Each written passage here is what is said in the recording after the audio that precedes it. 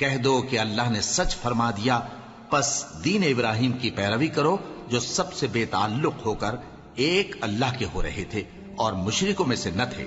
سب سے پہلا گھر جو لوگوں کی عبادت کرنے کے لیے مقرر کیا گیا تھا وہی ہے جو مکے میں ہے، بابرکت اور جہان والوں کے لیے موجب ہدایت۔ اس میں کھلی ہوئی نشانیاں ہیں، جن میں سے ایک ابراہیم کے کھڑے ہونے کی جگہ ہے۔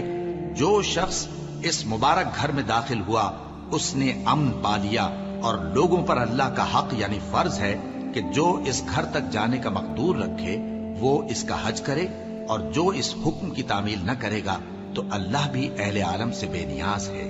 کہو کہ اے اہل کتاب، تم اللہ کی آیتوں سے کیوں کفر کرتے ہو جبکہ اللہ تمہارے سب اعمال سے باخبر ہے؟ کہو کہ اے اہل کتاب، تم مومنوں کو اللہ کے رستے سے کیوں روکتے ہو، اور باوجود کہ تم اس سے واقف ہو اس میں کجی نکالتے ہو، اور اللہ تمہارے کرتوتوں سے بے خبر نہیں؟